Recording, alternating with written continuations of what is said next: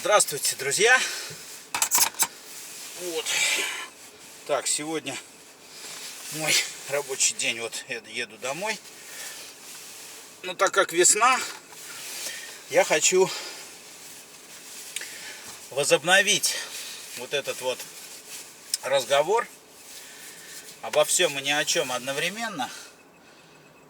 Серьезный разговор, где я излагаю свои мысли относительно рынка строительного, в котором мы находимся и работаем. И сегодня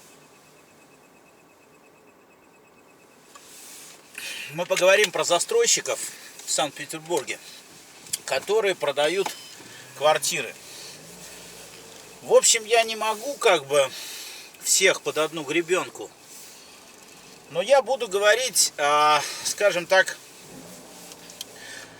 свое мнение, как я думаю, все это работает. Мне эти знания никто не давал. Это чисто мои предположения. Но с учетом большого количества квартир в новостройках, которые я вижу, и, соответственно, мне приходится сталкиваться с разными обстоятельствами у разных собственников жилья, я думаю, что я могу сделать определенный вывод, потому что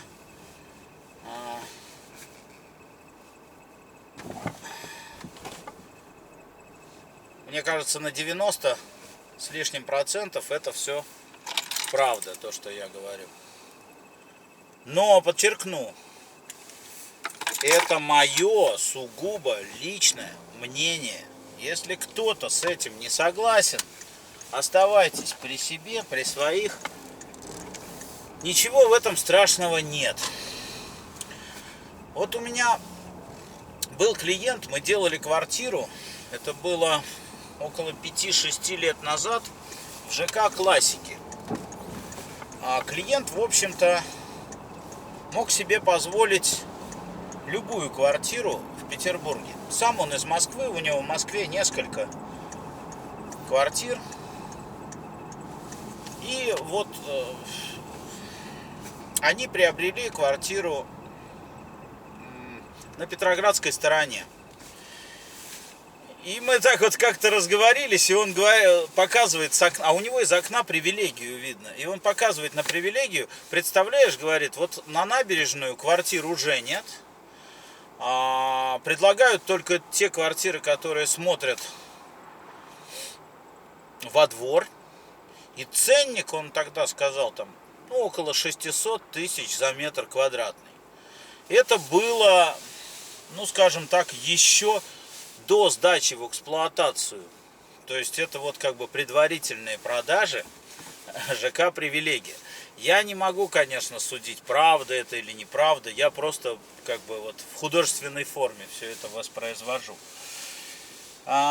Тут к чему я хотел сейчас перепрыгнуть, так сказать. Хотя связь есть, причем очень важная. Очень многие, приобретая квартиру, сталкиваются с таким выбором. Застройщик им говорит: у нас квартиры только с отделкой. Других нету, только с отделкой. И я подумал, зачем им это надо? Ну хорошо, предположим, там вот эти вот неквалифицированные кадры. Потому что с учетом того, что я вижу, я вот принимаю эти квартиры, там, я не знаю, макловицей там мажут и называют штукатуркой. То есть там самые дешевые материалы, там ни за что там они не купят хорошую шпаклевку, там типа шитрок или там какую-то семин, я уж об этом не говорю. Это будет самая плохая акриловая ванна, это будет самая примитивная плитка, еще сделано плохо. То есть, а если это эконом, то это вообще, я не знаю, как в отрезвителе. То есть, что мне кажется, происходит на самом деле? То есть, по умолчанию всем предлагается вариант уже с отделкой. Отделка выглядит всегда примерно одинаковая. То есть, это аккуратный, чистый ремонт, который нравится первые 5 минут.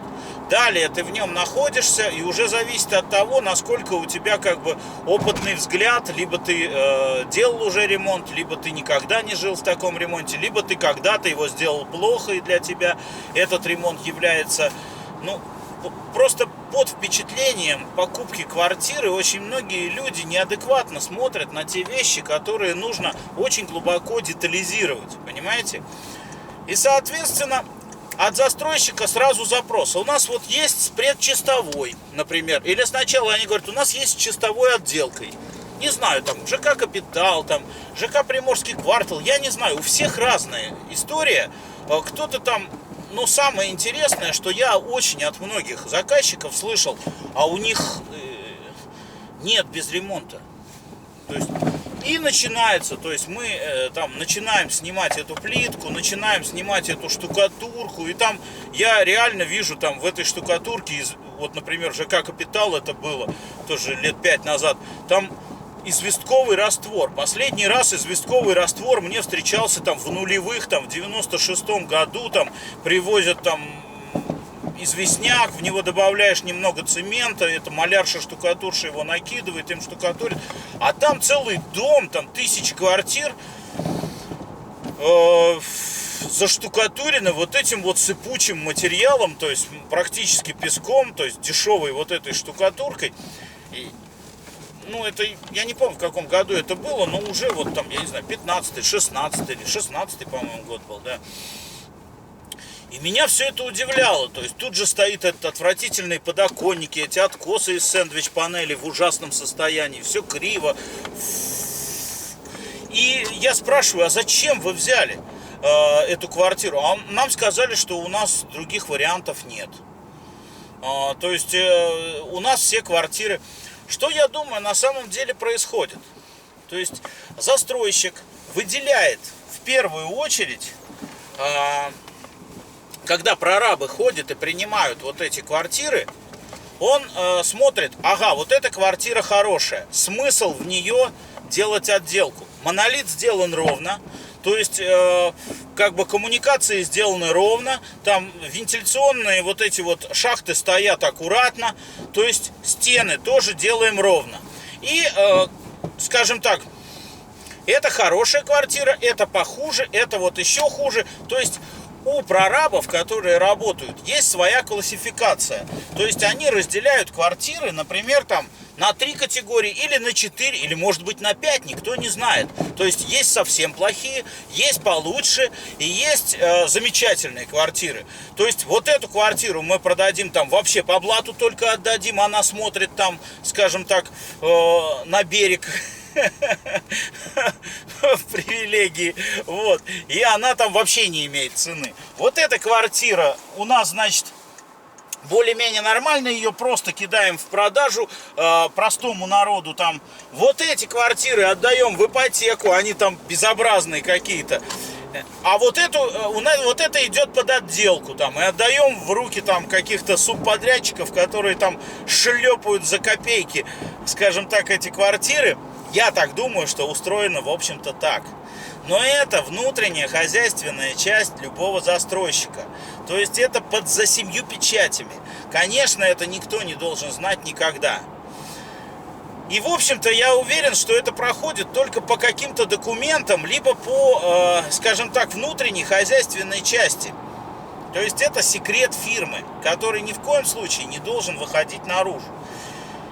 Мне, конечно, никакой прораб об этом не нашептал, но те квартиры, что я вижу, это действительно просто безобразие. Люди, которые с предчистовой отделкой.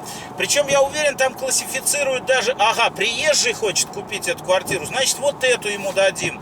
То есть они на начальной стадии, а если народ платит еще там на уровне котлована, то ты вообще как хочешь можешь реагировать. То есть ты можешь, ну, скажем так, постепенно к концу того момента, когда сам дом сдается в эксплуатацию, ты, в общем-то, сможешь подобрать себе кучу, скажем так, людей, которым ты можешь впарить там любую. Ну, то есть ты видишь, что там, я не знаю, откуда-нибудь приехали там с какого-то глухого города. И они никогда, может быть, не видели даже, или с деревни, они, может быть, никогда не видели даже. И ты, самое главное, им этого не показываешь. Вот, то есть, и они, конечно, соглашаются на любой ремонт. И, конечно, они хотят сэкономить деньги, потому что они там взяли в ипотеку. И, конечно, у них нет денег для того, чтобы сделать там хороший ремонт. И поэтому ты им предлагаешь, у нас есть с чистовой отделкой. Понимаете? С чистовой отделкой, вот, берите, классная квартира. И они берут. Вот. Они, не зная, что разница между квартирой с чистовой отделкой и квартирой без отделки, ну, просто неприподъемная. Просто им никто этот вариант не предлагает. Им говорят, у нас нет квартир без отделки. И все люди, которые взяли, все, которые ко мне обращаются с предчистовой отделкой, просто с отделкой, они все говорят о том, что другого варианта им не предлагали. Им сказали, что у нас нет квартир без отделки. То есть, соответственно, это говорит о том, что каждый второй, или может быть даже каждый человек, который покупает с отделкой, то есть вставал в разговоре с застройщиком в эту тему и говорил, мне не нужна отделка, я сам отделаю. Но застройщик ему говорил, отделка практически ничего не стоит, берите с отделкой. То есть он изначально знает, что он сможет тогда ему впарить квартиру, в которой все сделано плохо. И он этой отделкой закроет там какие-то, я не знаю, неровности монолита или еще что-то. То есть они скрывают свои косяки этой отделкой. Потому что, ну, сделать из квартиры с отделкой более-менее что-то стоящее практически невозможно. То есть все эти люди попали. И я заметил, что есть, короче, такая ситуация, что мне сказали, что нет с отделки. Потом я в этом же доме без отделки принимаю другую квартиру. Представляете? А мне сказали, что там нет квартир без отделки. Особенно это практикуется там дальше. Вот, например, ЖК «Ренессанс». У двоих я принимал квартиру. Это комфорт плюс. Я им объясняю, вы купите плинтус, у вас как бы штукатурка неровная. Вы купите жесткий плинтус, и будут щели. Вы не сможете, но там уже эти деньги вложены. И мало кто пойдет на то, чтобы, ну, скажем так, сломать вот это все, то, что сделано плохо, и переделать. Я хочу сказать, что скорее всего, я думаю, что в 90% очень недобросовестные застройщики. Очень. Вернее, они просто-напросто классифицируют свои квартиры, особенно когда квартир много, и особенно когда мы отъезжаем подальше от, скажем так, центра. Там просто уже заранее пачками эти квартиры на стадии, скажем так, общестроительных работ уже отодвигаются. Вот это под отделку идет, вот это идет под чистовую отделку, чтобы закрыть какие-то серьезные косяки по монолиту, там еще по каким-то, там есть у них свои заморочки. И в конечном итоге у них как бы проблемных остается минимум квартир, которые там потом стоят, конечно, то есть кто-то не хочет. Но самое главное, что эти знания не имеют люди, не имеет народ. То, что я сейчас говорю, этих знаний у них нет. Когда они приходят за покупкой квартиры, они чувствуют себя, что они пришли к кому-то что-то просить. На самом деле, они пришли отдать последние деньги, и их еще за эти деньги обманывают. И как это сделать? Знаете, как надо сделать? Вот, предположим, если у меня будут деньги, вот, то есть я куплю 10 квартир однокомнатных с отделкой у какого-нибудь застройщика, я не знаю, Ленспецреконструкция или еще какой-нибудь, неважно. И, короче, во все в них приведу экспертизу. Потом буду по всем 10 судиться и отожму у Ленспецреконструкции кучу денег за то, что они впарили вот эти квартиры. Вот так должно произойти. Но так как мы живем в России, и так как тут специально вода вся мутная, и на этих квартирах наживаются очень многие, все, кроме собственников этих квартир, то, конечно, это пока невозможно. И я вот сегодня я сегодня размышлял на эту тему и рассказывал собственникам, говорю, у них, кстати, произошла, знаете, какая-то в ЖК Приморский квартал. У них какая ситуация? Они тоже на котловане уже начали оплачивать. Я не знаю, у них в ипотеку, не в ипотеку. Но самое интересное, что когда уже им отдали как бы ключи от квартиры, оказалось, что стояки водоснабжения находятся в другом углу. Не в том, где были изначально, то есть по предварительному проекту, который им дали, а совсем в другом. И, соответственно, у них, получается, не помещается стиральная машинка. И вы не представляете, сколько было истрачено сил и средств на то, чтобы как-то это возвратить в обратное состояние. Для застройщика это ничего не стоило, он просто отдал по факту эту квартиру и все, и сказал, о, да, вот так и все, развел руками, а сами подумайте, это ведь огромные деньги, то есть для кого-то. И на самом деле, если бы это было, если мы стремимся к справедливости и к честности, застройщик, а знаете, он как возмещает застройщик, принесли 2 мешка штукатурки, бросили их вот здесь, вот так. То есть о деньгах вообще не идет речь. Я не знаю, так не должно быть. Так не должно быть. Но просто у тех людей, которые об этом знают и не говорят, их всех вот как-то залечивают. Я бы, честно, купил бы 10 квартир, но у меня нет, конечно, таких средств. То есть провел бы четкую экспертизу по всем этим квартирам и судился бы сразу, то есть пакетно нанял бы юристов и отсуживал у застройщика за эти 10 квартир деньги. И тогда бы была четкая картинка того, чем занимается. То есть ему бы пришлось, застройщику пришлось бы наружу вот так вот открыть всю свою хозяйственную часть, чтобы люди узнали, у кого они покупают квартиры и почему такие проблемы потом с отделкой квартир у этих людей. Я понимаю, конечно, что я как бы ввязываюсь в серьезную борьбу, но я хочу, чтобы это знали. По крайней мере, вы, когда покупаете квартиру, вы должны выбирать, понимаете? Не вас должны выбирать, а вы должны выбирать. Вы платите деньги, неважно, ипотеку вам дали или еще что-то дали. То есть, наверняка есть квартиры без этого ремонта. Но зачем вам еще деньги тратить на демонтаж этого? Или вы хотите, чтобы статус вашего ремонта был, например, я не знаю, бизнес?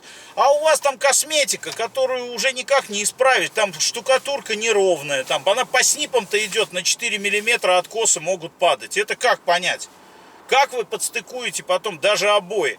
Только плохие обои покупать, только плохую краску покупать, только пластиковый плинтус, только все дешевое. И потом радоваться тому, что цена-качество. Да как это цена-качество? Там в цену на эти квартиры вложено там 10 лет как минимум вперед. Я уж не говорю про ипотеку. И это добро впаривают, и люди хотят, то есть, не то, что хотят. Есть запрос, есть предложение под запрос. Но, в общем-то, понятно уже, как это устроено. Во всех новостройках, вот я не знаю, на 100% я уверен, во всех новостройках есть квартиры без отделки. Либо для каких-то блатных, либо для каких-то людей, которые свои, либо для продажи, то есть, чтобы был нормальный ремонт. И есть для народа, вот как ЖК Ренессанс, то есть у них там вот, пожалуйста. И что, я принимаю квартиру, я ему объясняю, что нужно сделать, чтобы хорошо, чтобы паркет лежал. Ой, они обступили со всех сторон. Да что вы его пугаете, все тут хорошо, поклеятся обои, все будет хорошо. Да, будет хорошо. В самом конце, когда уже вот эти обои будут клеиться, он поймет, что хорошо у него уже никогда не будет. Вот об этом я хотел поговорить. Я еще подумаю, как назвать это видео, для того, чтобы, если уж человек ищет, чтобы он нашел и все-таки вот это мнение. Я, конечно, не какой-то там эксперт, я просто в этом рынке очень давно. Но мне кажется, все дела вот с покупкой и продажей квартир обстоят именно так. Потому что как бы я ни хотел, чтобы мне сказали собственники разницу вот эту между квартирой с предчистовой и без чистовой, и без отделки, то есть этой разницы нет. Она как бы стерта в хозяйственной части застройщика. То есть вот эти вот низкоквалифицированные кадры, которые вчера там выкладывали кирпич там с допуском до 3 сантиметров, сегодня им дали там кисточки и сказали: красьте вот эту вот отделку, делайте. Но это же совершенно другая работа. Как он может это сделать? Так они еще бывает и в мороз это. Вы сходите на стройку, посмотрите, как это все делается. Кто и кем это все делается, где они живут, сколько они получают. Просто никто этих сведений не собирает, потому что у нас вот такая демократия. Их привезли на автобусе, посадили, вот они рады не знаю как, что так хотя бы. Точно так же и квартиры покупают. Все, что до Комфорт Плюс. А на Комфорт Плюс вообще не выдернешь заказчика у застройщиков. То есть там уже субподрядчиков налипло столько. И вот они ширпотреб этот, короче, впаривают. Там за 2 месяца эти ремонты делают. За 2-3 месяца. И там жуть. Ну а что он в конце? Он что скажет: вот мне жуть сделали? Да нет, конечно. Закроет на 3 замка и скажет: о, вот в эту комнату я не буду пускать гостей, потому что там вообще ничего не покажешь. Конечно, кто хочет выглядеть дураком? Мы же все пытаемся сделать вид, что мы счастливы. Я переживаю на эту тему, потому что я уже вот сколько, около 6 квартир с предчистовой, я даже начинаю по телефону с ними разговаривать и понимаю, что их уже не вытащить в нормальный ремонт от слова совсем. Просто не вытащить. То есть застройщик их настолько как бы уже принизил вот с этим вот, что, ну, то есть они думают, что так должно быть. Вот мир, он должен быть таким, он не должен быть другим. И вот эта вот неровность, она у них уже ровная в голове, понимаете? То есть вот это вот самое дешевое, то, что есть, и они бы в жизни никогда себе этого не купили. Но вот там оно в комплекте идет, и оно им досталось. А так как он разницу в этом комплекте не знает, как, кстати, не знает, они обязаны сказать, сколько ушло на отделку. Вы же не знаете, почем шпаклевка и какая, ведь и шпаклевка есть вообще на воде, понимаете? То есть и эти производители, вон российские, они продадут такую шпаклевку, которую вообще наносить нельзя, понимаете? И наверняка она использована при такой отделке, ведь там же экономят на этих километрах каждый грамм всего. Поэтому надеяться на то, что вам повезет с квартирой, там с предчистовой отделкой, либо с чистовой, это невозможно. То есть просто невозможно. Хочу всех предостеречь. Никогда не берите квартиры с отделкой. Можете брать, ну кто в ипотеку берет, ну совсем нет денег, последние деньги они истратили на покупку квартиры. Ну возьмите, то есть, да, то есть, чтобы не жить в палатке, там, в этих бетонных стенах, может быть, для них подходит этот вариант. Но получается, что для всех он такой. И я все больше квартир, кстати, вон, ЖК Лайф Лесная, то есть, да полно всяких, они вот они впаривают эту одинаковую отделку всем. Ну, я понимаю, конечно, может быть, кому-то надо. Но опять же, кому-то надо, кому-то нет. Значит, по-любому есть квартиры с отделкой и без отделки. Но этот запрос застройщик, когда делает, он сразу проверяет, лояльный вы клиент или не лояльный. Те, кто стоят на своем и говорят: нет, нам нужна другая квартира и так далее, ничего страшного, они вам позвонят, они не упустят свой шанс никогда, они все равно позвонят, не завтра, так послезавтра, не послезавтра, так через неделю, по-любому позвонят. Но когда вы сами будете бегать за своей квартирой, ой, они вам впарят туда такого, что вы вообще за всю жизнь не разгребете, дети ваши разгребать будут. И я бы хотел всех предупредить.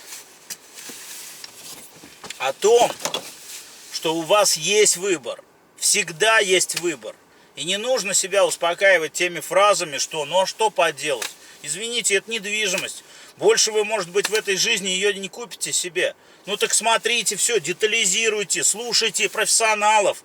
И уж точно не заказывайте ремонт по этим визиткам, которые у вас там стоят, дают эти вот калеки, они там встают, раздают, говорят, за месяц вам сделают этот ремонт. Ну кто вам за месяц делает ремонт? Ну делается от 4 до 6 месяцев, уже тут 25 лет работаешь.